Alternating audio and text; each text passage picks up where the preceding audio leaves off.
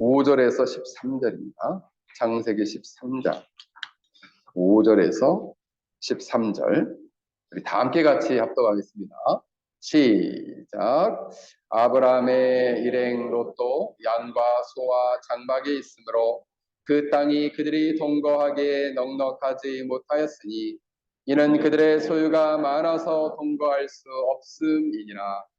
그러므로 아브라함의 가축의 목자와 롯의 가축의 목자가 서로 다투고 또 가나안 사람과 브리스 사람도 그 땅에 거주하였느니라.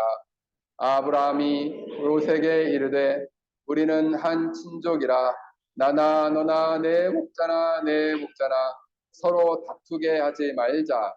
내 앞에 온 땅이 있지 아니하냐.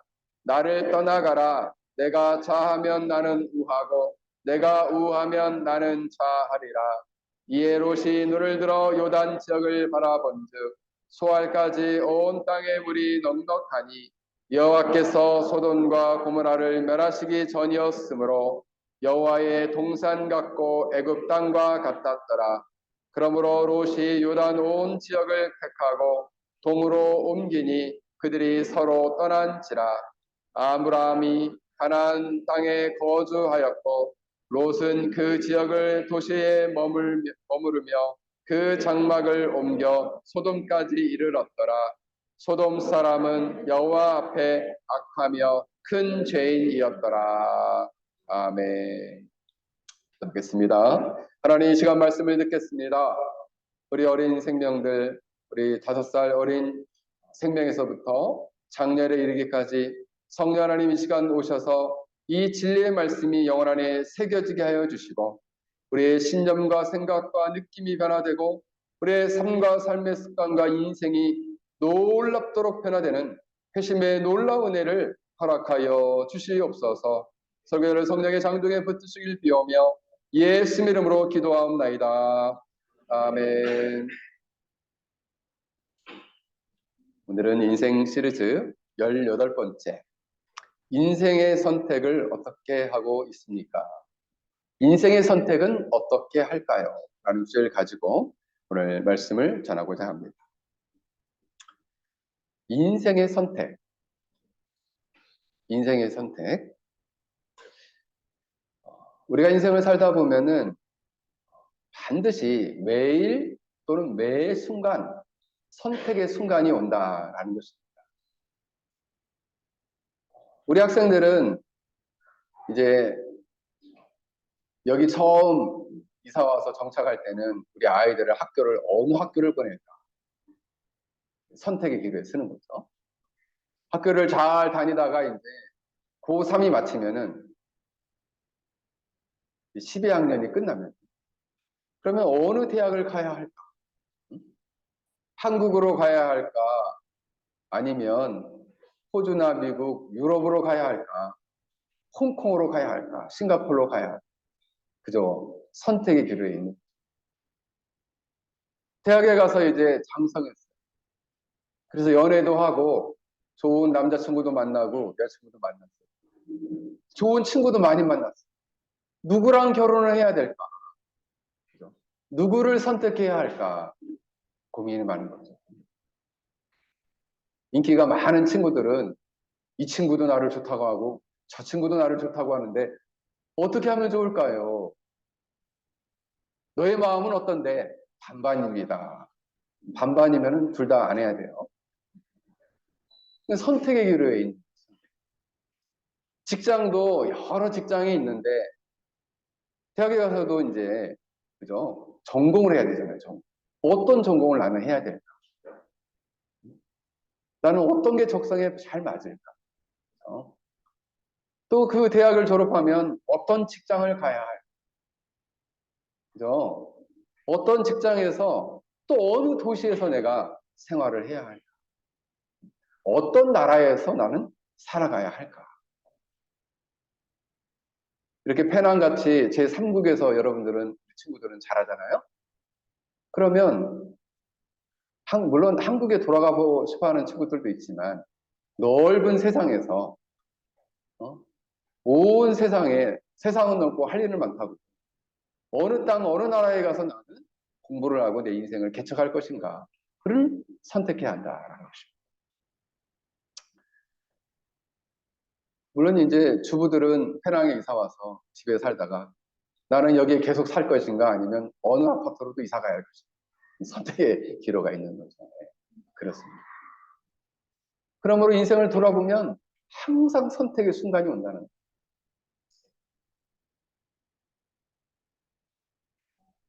이 선택의 순간에 우리는 어떻게 하면 성령 하나님의 도우심을 받고 하나님이 기뻐하시는 선택을 할 수 있는 그런 깨어있는 인생을 살 것입니다.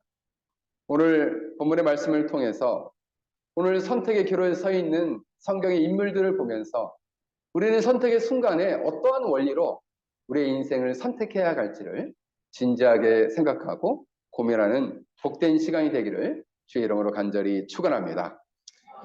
오늘 본문에는 아브라함이 되기 전에 그의 이름이 아므람이었어요.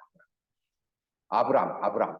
이 아브라함은 그러니까 아브라함이 되기 전에 먼저 불렸던 이름이 아브람이었어요.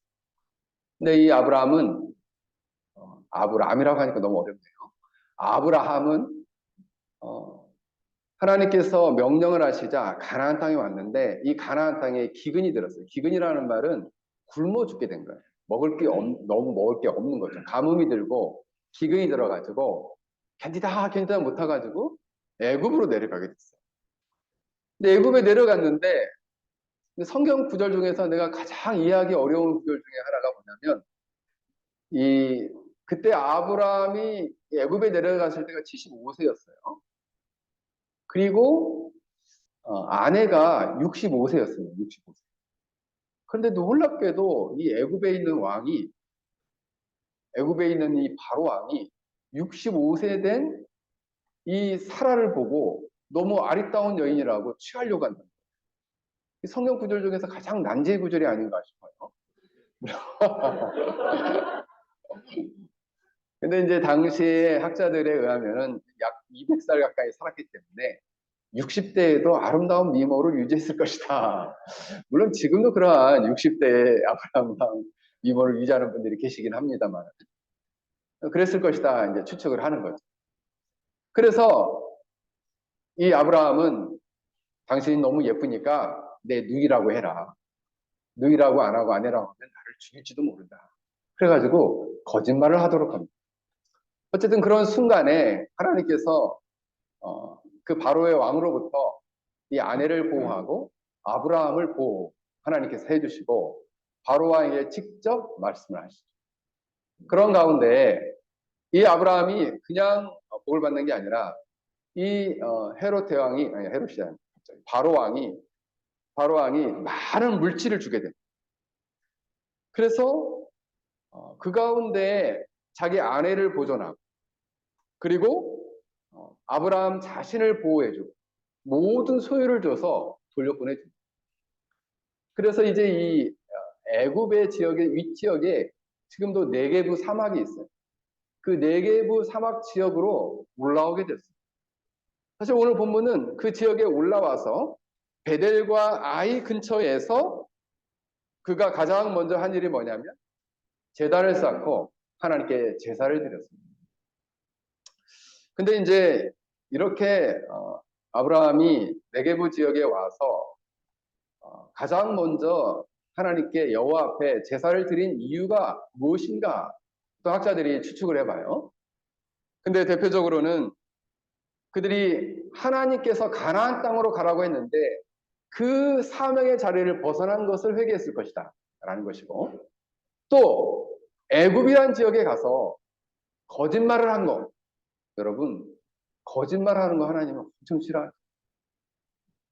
우리 친구들이 마음 안에 있는 거짓말을 하면은 하나님이 모르실까요? 알까요? 다윗. 어떻게 알아? 어떻게 알아요? 그냥 아셔. 하나님은 우리 마음을 다 보고 계셔.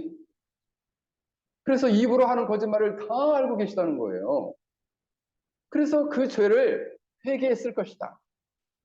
또 하나는 자기의 아내를 지켜주고 자기 자신을 지켜주고 이 많은 소유를 주신 것에 대해서 하나님께 감사를 올렸을 것이다 라고 봅니다.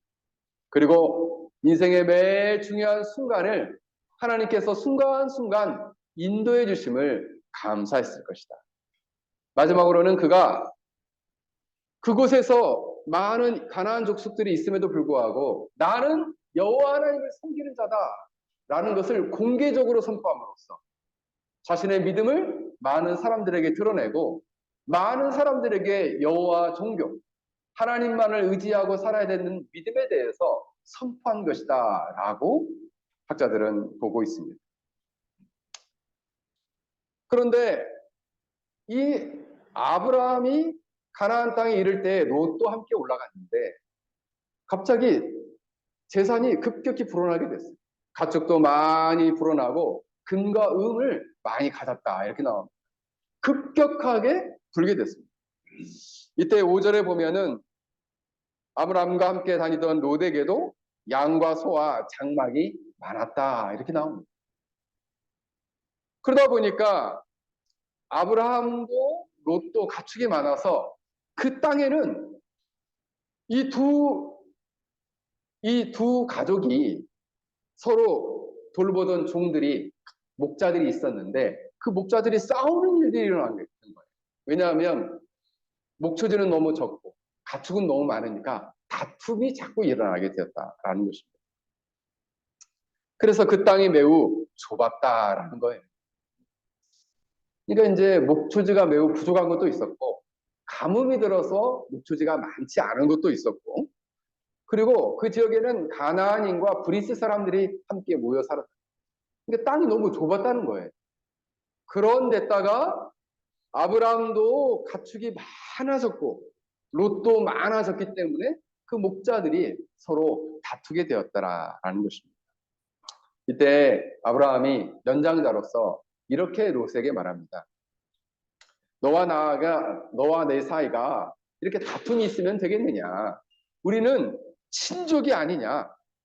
내 목자들과 내 목자들이 자꾸 다투니까 그러지 말고 떠나라. 그래서 네가 좌하면 나는 우하고 네가 왼쪽으로 가면 나는 오른쪽으로 가고 네가 오른쪽으로 가면 나는 왼쪽으로 가겠다. 이렇게 말씀하고 있습니다.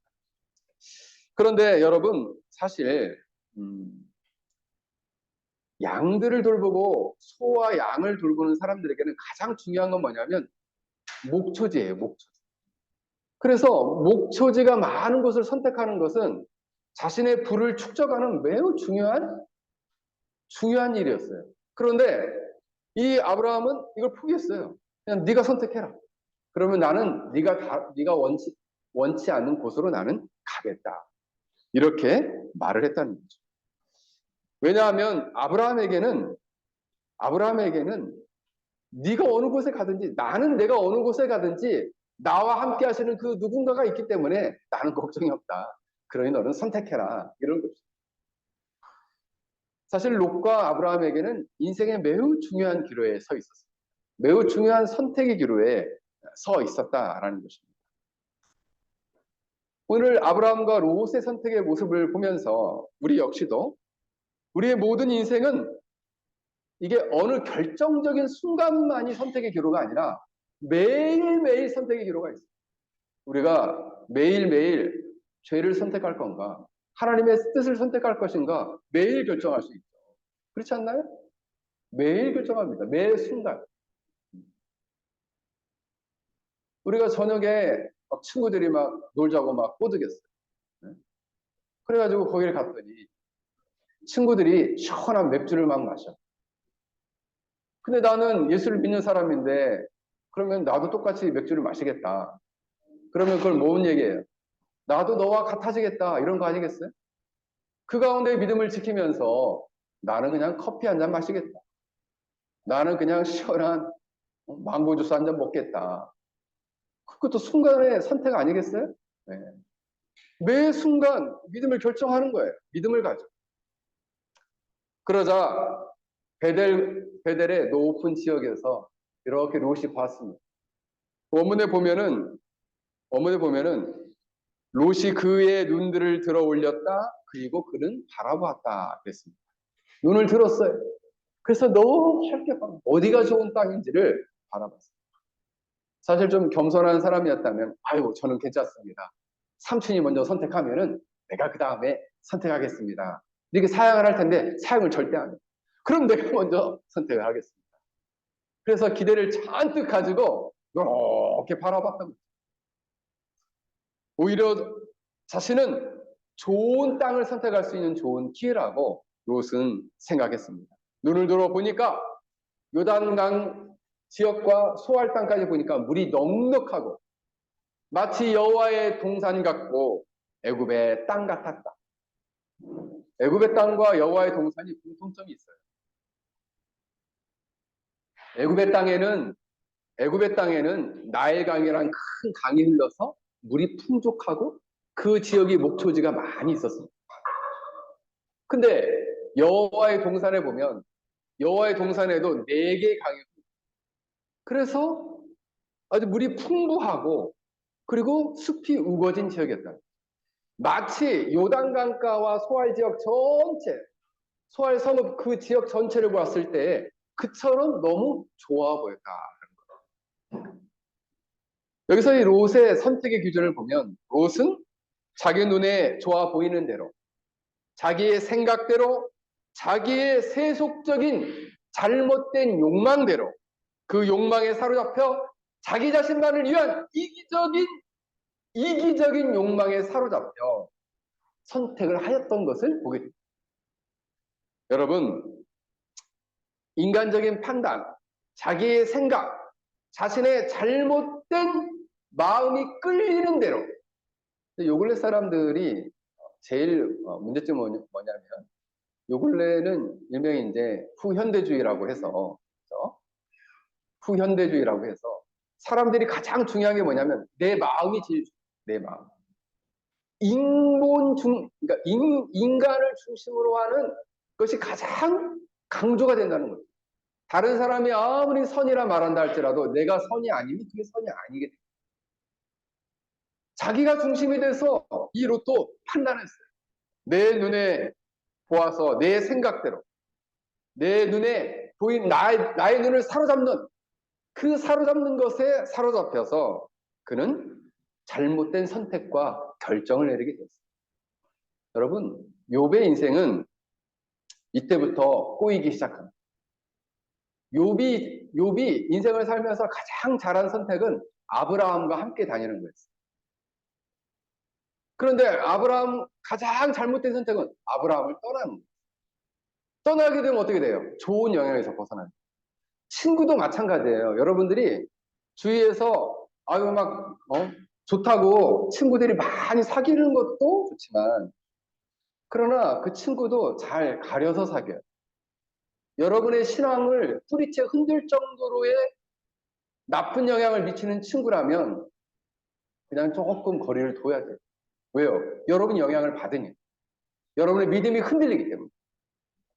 그러나 나는 이분과 관계를 맺으면 맺을수록 나의 믿음이 깊어지고 하나님을 향한 사랑이 커지고 내 믿음이 견고해진다 하면 그 관계를 놓치면 안 됩니다. 친하게 지내야 돼요. 맛있는 것도 많이 해다 주세요. 왜요? 좋은 영향을 받아야 돼. 그게 사실 축복이거든요. 근데 롯은 눈에 보기에 좋은 소알 지역에 있다가 그 지역에 있다가 뿌리를 내리다가 그 지역에 뿌리를 내리다가 나중에는 어디까지 가게 되냐면 소돔까지 가게 됐다. 그런데 오늘 성경에 보면 그 소돔 사람은 13절에 여호와 앞에 악하며 큰 죄인이었더라. 어떻게 해요? 아브라함으로 더 멀어지니까 점점점 어디로 가요? 요단강 지역의 주변 지역에 살다가 소돔이라는 곳에 갔더니 그 소돔은 여호와 앞에서 악하고 죄악에 점점점 가까워졌더라라는 거예요. 창세기 19장에 보면은 소돔과 고모라 두 도시가 나오는데 요단강 동편에 자리 잡은 평원 지역이었어요. 근데 이 지역은 매우 풍요롭고 아름다운 곳이에요. 여러분, 그러니까 살기 좋은 곳이니까 사람들이 많이 모여들게 된 것이죠. 그런데 성경에 보니까 창세기 18장 20절에 보면 여호와께서 이르시되 소돔과 고모라에 대한 부르짖음이 크고 그 죄악이 심히 무거우니, 얼마나 죄악과 악행이 큰지 하나님께 상달되었어요. 하나님께 전해졌어요. 죄악이 너무 크다. 근데 이 롯은 어떤 사람이었냐면 하나님을 믿을 때 복을 받는다는 거 알아요. 근데 이것도 좋고 어디도 좋아요? 요단강 지역에 소돔도 좋고 고모라도 좋고 소알 지역도 좋은 거예요. 그래서 하나님 일명 양다리 믿음이에요. 양다리 전법. 네? 양다리. 하나님을 한편으로는 믿지만은 여전히 한편으로는 세상을 사랑하고 여전히 한편으로는 세상의 문화를 즐기고 여전히 한편으로는 세상과 어울리며 살기를 기뻐하는 사람이었어요. 그래서 창세기 19장에 보면 롯이 어디에 앉아 있냐면 소돔성 성문에 앉아 있어요. 그 얘기는 뭐냐면 소돔 지역에서 꽤 영향력이 있는 사람이 되고 누군가를 판결해 줄 수 있는 재판장의 위치까지 놓여 있다라고까지 학자들은 생각합니다. 그런 지도력을 발휘했던 사람이에요. 한편으로는 경건하고 도덕적이었지만 한편으로는 세상의 것을 물리치지 않고 세상의 것과 함께하는 사람이었다라는 것입니다. 그런데 안타까운 것은 하나님께서 이 소돔과 고모라를 멸망시키기로 작정하였다는 것이죠. 그래서 이 아브라함이 그 지역을 위해서 계속 기도하죠. 50명만 있으면, 45명만 있으면, 40명만 있으면, 계속해서 물어 10명만 있으면까지 내려가. 그러면 그 도시를 멸망시키지 말아달라고 간절히 기도합니다. 그때에 이 소돔은 완전히 타락하였습니다. 이 롯의 집에 두 천사가 들어갑니다. 그랬더니 그 성경에 보니까 어린아이에서부터 노인까지 그 집을 둘러쌌다 그랬어요. 에워쌌다 그랬어요. 그러면서 그 두 사람을 내놔라. 우리가 성경에 보면 어려운 말로 상관하리라 이렇게 나오는데 그 얘기는 뭐냐면 성적으로 우리가 그를 범하리라 이런 말이에요. 그러니까 얼마나 성적으로 타락했는지. 그래서 일명 학자들은 그들이 남자가 남자를 좋아하고 여자가 여자를 좋아하는 동성연애가 이때에도 아주 너무너무 많이 이 땅이 가득했다라고 봤다는 거죠. 그래서 하나님이 보실 때 성적인 타락이 가득한 도시가 바로 소돔이었고 그 소돔이라는 도시에 롯이 살았다는 거예요. 이에 롯은 그 두 사람을 내놓으라고 하니까 이 롯이 뭐라고 말하냐면 내 형제들이여 이런 일을 그들에게 형제들이여 이런 악을 행하지 말라. 내가 이 남자들을 그리고 그렇지 않으면 내가 남자들을 가까이하지 않은 내 두 딸을 내놓겠다. 그게 뭐예요? 이 두 딸은 마음대로 해라 이런 말이에요. 그러니까 여러분 이 롯마저도 그들에게 영향을 받아서 어그러진 영성, 어그러진 믿음을 갖고 있는 것을 보게 돼요. 두 손님을, 두 천사를 보호하는 것까지는 경건한 믿음이에요. 그럼 자기 딸들은 망가져도 상관없는 거예요? 그러니까 한편으로는 도덕적이지만 한편으로는 이건 괜찮아요. 뭐예요? 부도덕하고 불의한 삶에 동의하고 동화되었던 완전히 불의한 삶에 물들었던 것을 보게 돼요. 그래서 이 론 역시도 아버지의 모습으로서는 매우 빵점이에요. 빵점 정도가 아니라 완전 마이너스예요. 왜요? 내 두 딸은 아무렇게나 하십시오. 이게 말이 됩니까? 그렇게까지 판단력이 흐려지는 사람이 되었던 것입니다. 그럼에도 불구하고 하나님께서는 소돔을 심판할 때 아브라함의 기도를 기억하셨다 그랬어요. 그래서 누구만을 살려주는 거예요? 롯의 가정만. 그래서 가족들에게 피할 기회를 줍니다. 그래서 롯이 자기 두 딸과 결혼할 예비 사이들에게 이야기합니다. 하나님께서 이 성을 멸하기로 하셨으니까 빨리 우리 피해야 된다. 그랬더니 그 예비 사이들이 하는 얘기가 농담처럼 여겼다 그랬습니다. 아유, 자이널은 무슨 그런 말도 안 되는 소리 하세요. 농담하지 마세요. 라고 했다는 거예요. 그래서 우물쭈물하니까 성경에 보니까 하나님께서 그들을 성 밖으로 이끄셨다 이렇게 나옵니다. 그들 스스로 결단을 못하니까 하나님이 그냥 강권적으로 데려가 버리셨어요. 그러면서 명령을 하십니다. 도망하여 생명을 보존하라. 돌아보거나 들에 머물지 말고 산으로 도망하여 멸망을 멸하라. 이랬는데 이때 또 딜을 합니다. 뭐라고 딜을 하냐면 하나님, 우리는 산에 가서는 그 들짐승들 때문에 못 삽니다. 못 사. 저 소알 땅으로 가면 안 될까요?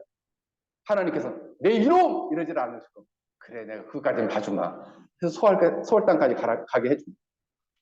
그런데 가족들은 그럼 어떻게 될까요? 그 명령을 하나님의 명령을 같이 들었어요. 기다리면서. 들었음에도 불구하고 그 명령대로 하지 않고 롯의 아내는 뒤돌아보죠. 뒤돌아보지 말라고 했는데 그 말씀을 어겨요. 그래서 그 자리에서 소금 기둥이 되었습니다. 여러분, 이 영향도 롯의 믿음의 영향을 받은 거죠. 그러니까 여러분, 남편이 믿음이 없으면은 아내라도 믿음이 좋아야 하고, 아내가 믿음이 없으면 남편이라도 믿음이 좋아야지 그 가정이 삽니다. 다시 말씀을 드려요. 여러분의 가정에 아내라도 믿음이 좋든지, 남편이라도 믿음이 좋든지, 목사님 그러면 둘이 믿음이 좋으면 최고죠. 그러면 최고인데, 예를 들면은 남편이 나 교회 가기 싫어. 그래? 나도 좋아. 교회 가기 싫어. 그러면 함께 우리 같이 쉴까? 이러면 안 된다. 여보, 그러면 안 되지. 이렇게 한 사람이 교회 가기 싫다고 그러면 여보 그러면 안 되지. 권면해가지고 끌어 나올 수 있는 믿음이 있어야 돼. 그런데 롯은 아내에게 좋은 영향을 못 준 거죠. 하나님 말씀에 엄중한 하나님 말씀이 엄중하다라는 것을 생각을 못하게 하고 그래서 그 말씀을 어기고 세상에 대한 미련을 버리지 못하고 여전히 그 세상의 미련을 버리지 못하고 돌아보자마자 소금 기둥이 됐다. 가족에게도 아주 안 좋은 영향을 주게 된 거죠. 그럼 그 두 딸은 어떻게 됐을까요? 결혼할 남편들이 결혼할 예비 사위들이 멸망당해서 죽게 되니까 자기 아버지 술을 먹여가지고 아버지와 성적으로 넘어지게 됐어요. 그렇게 돼서 또한 성적으로 또 타락하는 일들이 있기 때문에 부도덕한 일들을 행하게 됩니다. 두 딸 역시도 하나님 보시기에 아름다운 믿음의 유산을 남겨주지 못하게 되었다. 결국에는 그 낳은 자식들이 모압과 암논의 조상이 되었다. 이렇게 성경은 말씀하고 있습니다. 이것을 보게 되면 여전히 그 자녀들이 말씀으로 훈련되지 못했고 사람의 생각대로 자신의 욕망대로 행하는 자녀들로 키워냈던 것을 보게 됩니다. 그러니까 한 사람의 믿음과 선택이 얼마나 인생을 좌우하고 심지어는 자기뿐만 아니라 자기의 자녀와 자손들에게까지 영향을 미친다는 것을 항상 생각해야 합니다. 생각해야 해요. 오늘 우리 시우가 여기 같이 앉아 있는데 우리 시우가 이제 엄마 아빠를 떠나서 혼자서 여기서 이렇게 홈스테이를 하면서 공부를 하고 있는데 참 기특해요. 또 그 엄마 아빠도 참 어마어마한 선택을 했다 생각이 됩니다. 우리 시우 아버지가 저한테 전화를 했어요. 그래가지고 목사님 좀 묻고 싶은 게 있는데요. 뭡니까? 우리 시우는 언제 성경 공부하나요? 언제쯤 하냐고 나한테 묻는 거예요. 그래서 아직 계획은 없는데 자꾸 물으시니까 10월쯤 하겠습니다. 왜요? 믿음의 부모는 자녀가 하나님의 말씀을 교육을 받고 믿음 안에 성장하기를 엄청 갈망하는 것이 느껴져요. 우리 아이가 말씀의 교육을 받고 체계적으로 성장하지 않으면 견딜 수 없는 마음이 있단 말이에요. 여러분들 안에 그런 것이 있어요? 그래서 제가 대답했죠. 10월쯤 하겠습니다. 네, 10월쯤 하겠습니다. 제가. 네. 왜요? 그 부모 안에 아이들을 바른 진리 안에 성장시키고자 하는 열망이 있다는 거예요. 롯에게는 이런 게 없었어요. 그러니까 그 자녀들이 그렇게 부도덕한 일들을 행하게 됩니다. 그래서 가정 전체가 도덕적으로 무너지게 되었다는 거예요. 그러므로 사랑하는 성도 여러분, 과연 우리는 하나님이 기뻐하시는 선택을 하고 있는가를 생각해야 해요. 미국의 한 교도소에 한 사형수가 있었답니다. 근데 어느 날 신문을 딱 펴고 보니까 미국 제22대 대통령 클리브랜드 취임이라는 기사를 읽게 됩니다. 그러면서 이 사형수가 슬피 울기 시작했습니다. 이때 간수가 물어봤습니다. 왜 너는 울고 있니? 라고 물으니까 사실은 이 클리브랜드는 나와 대학 동창입니다. 근데 어느 날 우리 둘이 강의를 마치고 수업을 나오는데 저 멀리서 교회에서 땡그랑 교회 종소리가 들렸답니다. 그때 클리브랜드는 내 귀에 대고 이렇게 말했어요. 친구야, 우리 같이 교회 가자. 자, 우리 한번 얘기해 볼까요? 친구야, 우리 교회 가자. 친구는 그렇게 말하고 클리브랜드는 교회로 갔습니다. 그런데 저는 그때 바로 교회로 가지 않고 술집을 향해 갔습니다. 그래서 저는 술집에 가서 점점점 타락하게 되었고, 그리고 점점점 저는 망가지게 되었고, 급기야에는 사람을 죽이고 이렇게 사형수가 됐습니다. 그런데 클리브랜드는 새 삶을 다짐하고 그의 종소리를 통해서 하늘로부터의 하나님의 놀라운 초청을 받아들여 지금은 저렇게 한 나라를 이끄는 대통령이 되었습니다. 제가 자료를 찾아보니까 이 클리브랜드는 1884년도에 제22대 대통령이 되고 24대 대통령이 또 한 번 됩니다. 그러니까 그의 종소리를 듣고 한 사람은 교회로, 그의 종소리를 들었는데 한 사람은 술집으로. 그 인생이 완전히 다른 인생을 살게 되었다라는 것이죠. 사랑하는 성도 여러분, 우리가 인생을 살다 보면 바로 선택할 특별한 순간들이 오게 된다는 것입니다. 우리는 매일매일 매 순간 이것을 선택해야 하고 이것은 인생 전체를 통해서 계속적으로 우리에게 그 선택의 순간이 주어진다는 사실입니다. 근데 여러분, 중요할 것은 뭐냐면 오늘 선택이 내일을 결정합니다. 다시 말씀을 드립니다. 자, 따라서 하겠어요. 오늘의 선택이 내일을 결정한다.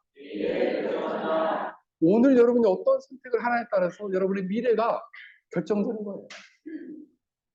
그러므로 이 선택 속에서 자신의 존재와 운명이 결정되고 자신의 가정과 자녀들의 인생이 결정된다는 것을 여러분들은 명심하시길 바랍니다. 그래서 교회를 정하는 것도 매우 중요해요.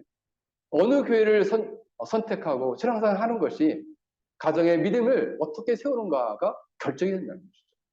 사랑하는 성도 여러분, 여러분들은 하나님의 뜻을 거스려 자신의 생각대로 눈에 좋은 대로 자신의 잘못된 욕망대로 죄된 본성대로 선택하는 것이 아니라 바로 하나님이 기뻐하시는 그런 올바른 선택의 삶을 살아갈 수 있기를 주의 이름으로 간절히 축원합니다. 그렇다면 아브라함은 어떤 선택을 해왔을까요? 롯이 떠난 다음에 아브라함에게 하나님께서 나타나셨습니다. 너는 눈을 들어 너가 있는 곳에서 북쪽, 남쪽, 동쪽, 서쪽을 바라보라. 보이는 땅을 너와 내 자손에게 주리니 영원히 이르리라. 내가 내 자손을 땅에 티끌 같게 하리니 너는 그 땅 일어나 그 땅에 종과 횡으로 두루 다녀보라. 내가 그것을 내게 주리라. 그때 이 아브라함은 거주하며 거기서 여호와를 위하여 제단을 쌓았더라. 자, 여러분, 아브라함에게 이렇게 하나님은 직접 만나서 말씀을 주십니다. 약속을 주십니다. 사실은 롯이 어디를 선택하든지 아브라함은 걱정이 없었어요.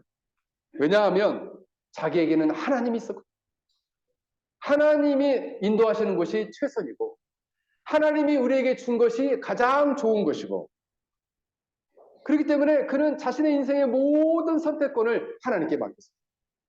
자신의 인생을 하나님께 맡긴 거예요. 하나님이 주신 것이 가장 좋은 것입니다. 하나님이 인도하시는 길이 가장 선한 길입니다. 라는 것을 그는 믿음으로 믿었다라는 것입니다. 그는 자신에게 보았을 때의 어떠한 상황과 조건, 주위에 있는 배경, 이런 것이 자신의 인생의 행복을 결정하시는 것이 아니고 바로 어떤 상황이나 조건이 자신의 인생을 결정해 주는 것이 아니라, 잘 들으세요. 우리 인생에 어떤 상황이나 조건이 내 인생을 결정하는 것이 아니라 선하신 하나님께 모든 것이 있다는 것. 선하신 하나님께 내 인생의 모든 것이 선하신 하나님께 내 인생에 모든 좋은 것이 있다는 믿음을 이 아브라함은 가지고 있었다는 것입니다. 여러분 믿으십니까? 하나님이 계신 곳은 마른 땅도 옥토가 되게 하고 황량한 사막과 같은 곳도 하나님께서 변화시켜 주실 거라는 믿음이 있었다는 거예요. 여러분, 하나님이 함께 하시면 아무리 초라한 것도 천국이 되고, 하나님이 함께하지 않으시면 아무리 화려한 것도 삭막한 그러한 사막이 된다는 사실을 여러분 명심하시기를 바랍니다. 그래서 믿음이 있는 사람은 선택을 할 때에 어떤 조건과 상황을 보고 판단하려고 하지 않고 먼저 하나님께 묻는 거예요. 하나님! 어떤 것이 하나님이 기뻐하시는 것입니까? 어떤 것이 하나님의 뜻입니까? 어떤 것이 하나님 보시기에 가장 좋은 뜻입니까? 라는 것을 묻는다는 거예요. 결정적인 순간에 기도해야죠. 하나님이 기뻐하시는 것이 무엇인지를 바라봐야죠. 근데 참 걱정스러운 사람은 어떤 사람이냐면 결정적 순간에 기도하지 않는, 중요한 순간에 기도하지 않고 정말 이 머리를 엄청 굴리는 거죠. 머리를 막 좋지 않은 머리를 막 굴리는 것을 우리는 잔머리 굴린다 이런. 잔머리가 뭔지 알아? 잔머리? 잔머리가 뭔지 알아? 지휘를 한번 얘기해봐. 짠머리. 짧은 머리. 그래 현진이. 여기 앞에 있는 짧은 머리 이거 잔머리다. 목사님 설명해 줄게. 잘 들어봐. 잔머리는 이런 이렇게 머리카락을 말하는 게 아니고 잔머리는 자기의 생각을 계속 골똘히 굴리는 거예요. 그래가지고 사람들을 어떻게 속일까? 응? 또는 내가 이렇게 하면은 어떻게 하겠지? 그러면 나는 어떻게 해야지? 이렇게 그냥 짧은 잘못된 판단을 의지하는 것을 말해요.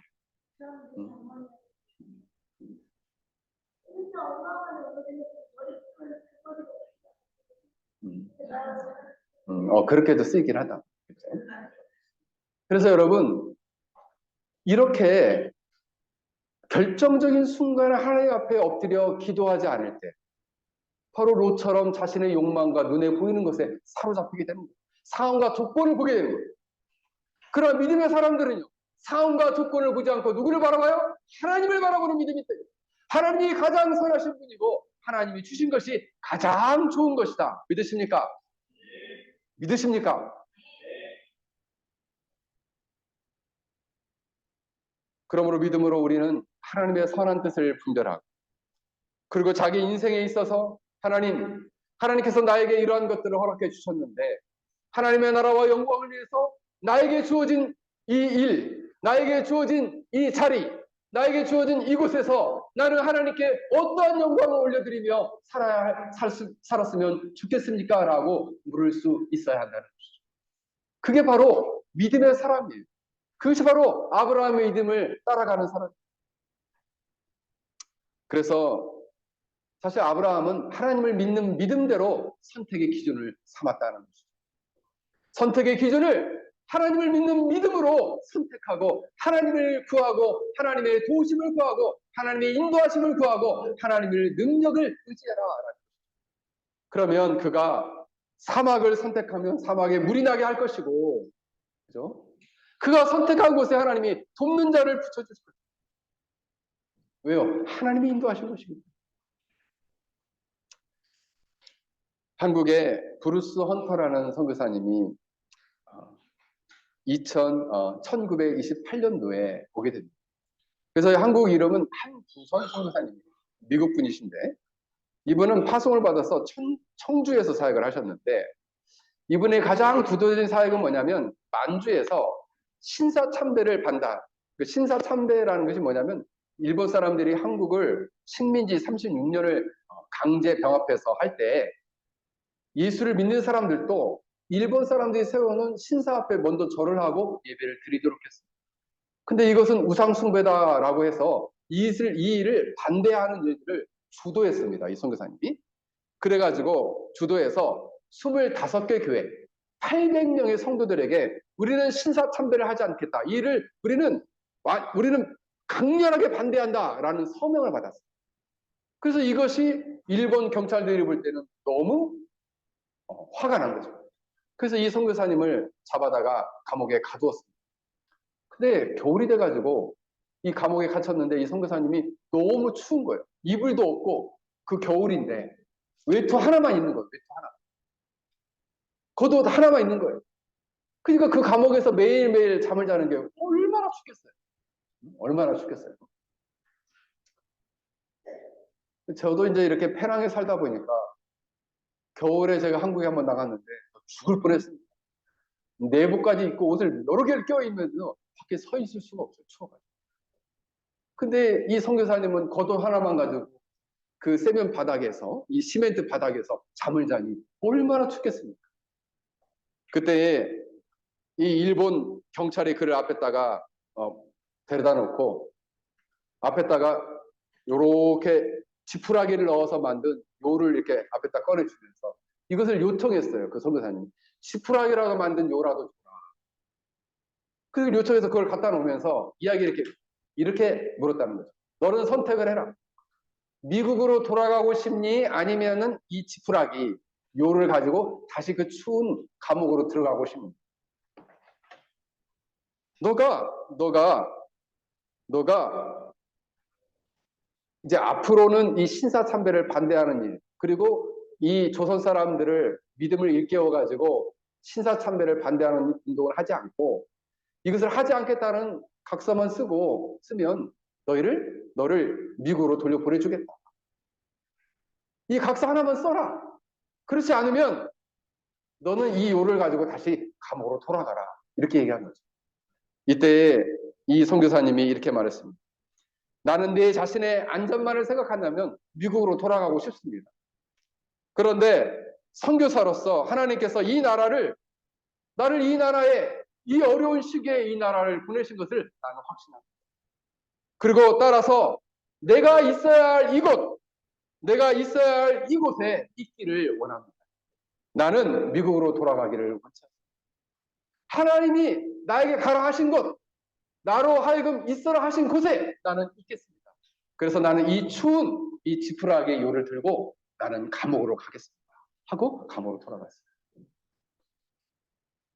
그래서 9개월 만에 이 선교사님은 그곳에서 추방돼가지고 미국으로 돌아갔고 41년도에 그래서 5년 만에 다시 한국에 46년도에 돌아와서 76년도까지 한국에서 선교사로서 고려신학교에서 강의도 하시고 그렇게 하셨다고 합니다.